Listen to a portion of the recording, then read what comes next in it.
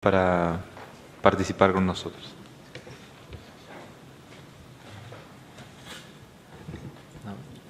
Sí, no sé si hay alguna pregunta, comentario. Excepto el doctor Méndez, cualquiera puede preguntar. No, okay. Yo tengo tres preguntas. La primera, ya sabía que iba a preguntar de trasplante. La primera es, la verdad que la cifra de trasplantes que hay probablemente sean en pacientes que ya están agotados en cuanto a opciones de tratamiento y sea como un último recurso. Y el mejor ejemplo creo que es Steve Jobs, que se murió poquito tiempo después del trasplante. La pregunta es si se puede pasar o si uno podría pensar en pasar una etapa previa, digamos, cuando el paciente está en mejor condición clínica, que no tiene, supongo, mayor carga de mutaciones y demás. Incluso se me da a pensar si se puede hacer post-trasplante, algún tiempo de inmunoterapia. Y Juan, esta es una pregunta, si hay algo de inmunoterapia en neuroendocrinos. La segunda pregunta es, para el doctor Garrido, pasando de la relevancia clínica a la práctica clínica, si vos podés hacer acá estudio mutacional en todos tus pacientes. A mí me gustaría hacerlo. En Argentina no tenemos acceso, la verdad, todavía, en el ámbito público. ¿Y en qué te cambia en adyuvancia y en avanzado, o qué podría cambiarte la decisión clínica? Y por último, con respecto a la cromogranina, a mí me genera cierta confusión el llamado biomarcador, porque a mí no me parece que sea diferente al SEA, por ejemplo. Incluso creo que el SEA tiene más especificidad y sensibilidad en un paciente con cáncer de colon metastásico. Entonces, ¿alguna consideración de eso si se parecen algo a los clásicos biomarcadores que hoy día están en más desarrollo, como, no sé, CARRAS o BIRAF, que claramente muestran pronóstico diferente, en algunas ocasiones predictores de terapias, pero no me parece que sea, quizás es una cuestión de semántica, pero no me parece que la cromogranina entre en ese grupo de biomarcador. Bueno, vamos a empezar por orden de jerarquía, empieza el cirujano claramente. Nos olvidamos de la primera pregunta ya, pero vamos a intentar responder. Sí, yo creo, estoy completamente de acuerdo con tu apreciación. Yo creo que los pacientes que se les ofrece trasplante habitualmente llegan ya con, como dices tú, agotados de otras terapias, y eso quedó claramente visto en el registro europeo. Son 106 pacientes de una rama y 107 la otra, y el único cambio fue que los pacientes fueron derivados mucho más tempranamente a trasplante, y también se separó que no se hiciera exanteraciones abdominales mayores simultáneas. Dicho eso, ¿cierto? Evidentemente que la controversia va a aparecer por el sentido, bueno, de dónde vamos a tener órganos para esos pacientes, y ahí yo creo nuevamente que, por ejemplo, la estrategia de donante vivo pueda responder a esa necesidad. Sí, bueno, con respecto a la cromogranina, claro, bueno, yo no sé los detalles en colon, pero de todas maneras, como expliqué, el esquema de biomarcadores que se utiliza actualmente es tipo 0, tipo 1 y tipo 2. En este caso sería un tipo 2, un sustituto de un endpoint clínico. No sé si usted vino en la charla de ayer de Yasna, que colabora con nosotros en la parte clínica. En nuestros pacientes vimos una buena correlación de sobrevida con los niveles de cromogranina. Y bueno, obviamente tiene sus pros y sus contras, como dije, cromogranina. De verdad no tendría que investigar sobre la comparación con el SEA, en tumores neuroendocrinos específicamente. Sí, bueno, un poco, la verdad es que Mauricio tocó dos temas que son hoy en día fundamentales, y creo que el trabajo del año es el que comentaba Mauricio del perfil genómico en los neuroendocrinos pancreáticos, es de Aldo Scarpa, que bueno, es un patólogo muy reconocido en el área de los tumores neuroendocrinos, y la verdad que la descripción fue, bueno, entusiasma ver esto. En cuanto a y el otro, el NETES, perdón, el NETES es un tema que después yo le quería preguntar a Mauricio, porque pareciera ser que todos los datos son muy robustos, claramente como un biomarcador multianalito, como se denomina. Creo que uno de los temas es el costo, es del grupo de Lisa Bodey. Este año se presentó en ENES como factor predictivo de respuesta a terapia con radiofármacos, pero bueno, por ahí le vamos a preguntar esto después. Muy breve la respuesta a inmunoterapia. La inmunoterapia tiene su rol ahora en carcinomas de células de Merkel, o sea que uno lo interpreta como una variante de tumores neuroendocrinos poco diferenciados, que conocemos. Y creo que tiene algún rol, por eso hacía referencia a esos tumores pocos diferenciados que hoy se dividen en la clasificación, porque inclusive se ha descrito inestabilidad microsatelital en un 15%, que pareciera tener algún factor, ser un factor pronóstico, como se ve en adenocarcinoma de cáncer de colon, por ejemplo. Creo que ese sería potencialmente el escenario, como para pensar en inmunoterapia. Bueno, algunos comentarios. Un poquitito de todo. En relación al trasplante, lo más importante para que los pacientes no lleguen muy multitratados o con muy mal performance al trasplante es ir cumpliendo criterios como lo definió Mazzaferro y la ENETS.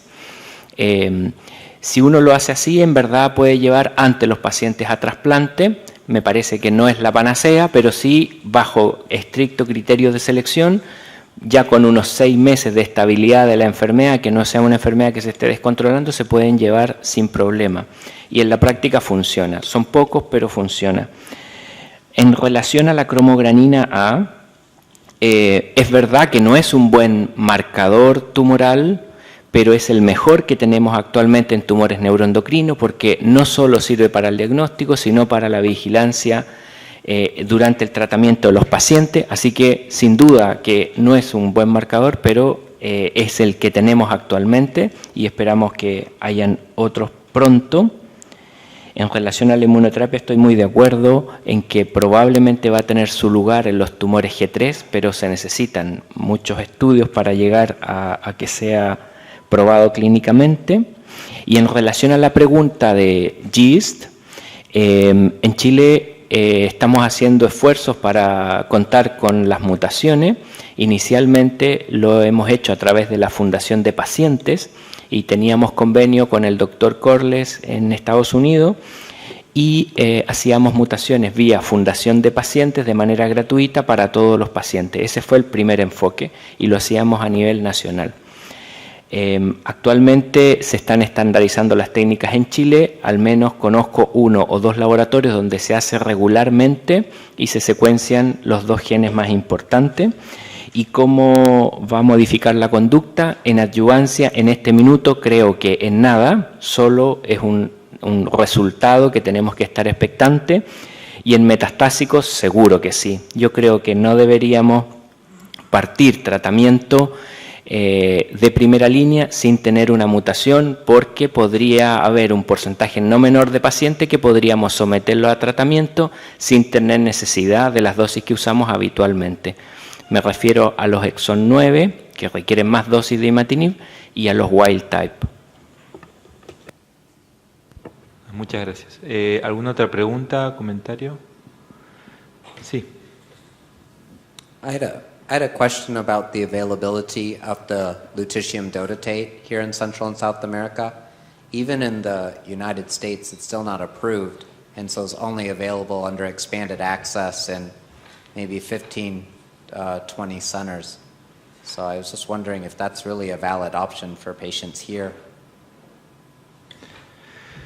En relación a esta pregunta, en Argentina contamos con la posibilidad de hacer Itrio 90, que es el otro radiofármaco. Quizás Marcelo puede contar si, creo que ayer vi en una serie de casos pacientes tratados con lutecio, con lo cual es una alternativa, digamos, en nuestros países hoy actualmente. Por supuesto que el estudio clínico fue hecho con lutecio. De hecho, el primer autor de este trabajo fue Jonathan Strosberg de Tampa, que mandaba los pacientes en este caso para el estudio clínico. Así que esa es la posibilidad, al menos en Argentina. No sé, Marcelo, en Chile. Sí, la terapia con lutecio en Chile se hace en varios centros. La FALP en ese sentido ha sido pionera y los otros grandes centros oncológicos de Santiago ya cuentan con terapia con lutecio. Se hace regularmente, o sea que es parte de nuestros algoritmos, y nosotros ya estamos llevando a cabo de la misma forma como lo mostró el NETER 1. Sí, ¿algún otro comentario, pregunta? Yo quería aprovechar a preguntarle a Mauricio esto justamente dos cosas. Si en esto de la clasificación molecular o el perfil genómico que está publicado ahora, ¿ves alguna señal para inmunoterapia que yo no alcancé a ver claramente ahí, en este perfil que mostrabas de expresión digamos, genómica. Y la otra pregunta es si coincidís con esto del NETEST, porque la verdad es que uno lo ve como el biomarcador casi perfecto. Vos mostrabas los datos ahí, si estás de acuerdo, o cuál sería la limitante. Yo veía el costo, pero desde tu perspectiva. Claro, efectivamente, con respecto a la primera, ¿cuál era? Del páncreas, si hay una señal para inmunoterapia. La verdad que no vi ninguno de los, digamos, de los sospechosos de siempre, que son PD1, PDL1, alguno que indicara. Ellos, el trabajo por lo menos lo focalizan mucho hacia mTOR, y es como el eje donde ellos basan sus conclusiones. Parten diciendo que hay un 14-15% de pacientes que responden súper bien a everolimus, y basado en eso hacen, digamos, todo el trabajo. Respecto al NETEST, claro, yo creo que probablemente lo principal es el costo. Y efectivamente esos son los approaches que se postulan hoy en día, hacer approach genómico. Esto es digamos, se analiza un transcriptoma total.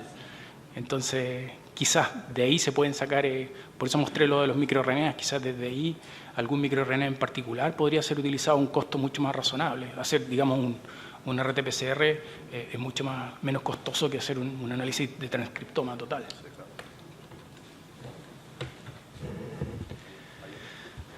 Sí, por favor. Tengo entendido que la FDA aprobó un grant acelerado para avelumab, que es un anticuerpo para carcinoma de Merkel, como inmunoterapia.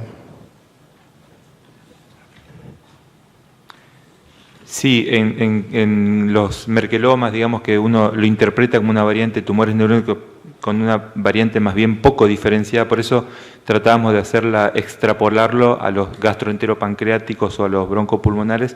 Efectivamente, por eso, a partir de la evidencia en ese escenario es que pensamos que ese puede ser el potencial uso para la inmunoterapia. Acaba de llegar el doctor Ramón Salazar, que quizás estábamos hablando de soñando con la inmunoterapia en tumores neuroendocrinos.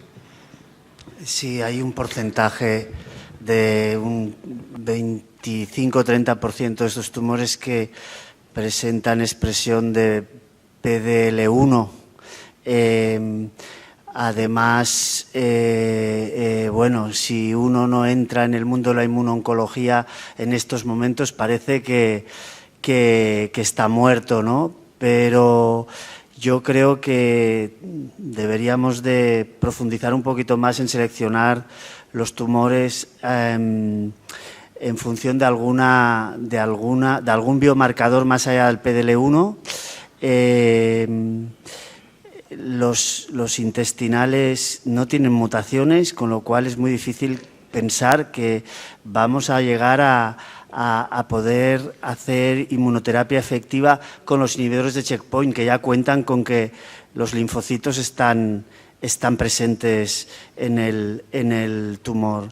Los pancreáticos que sí, que tienen más porcentaje de mutaciones, podría ser que ahí sí que algún subtipo respondiera, pero es que el Merkel es otra enfermedad, sí que tiene rasgos neuroendocrinos, pero realmente es difícil. Yo estoy participando en el PD-001 de Novartis, el ensayo fase 2 en tumores neuroendocrinos,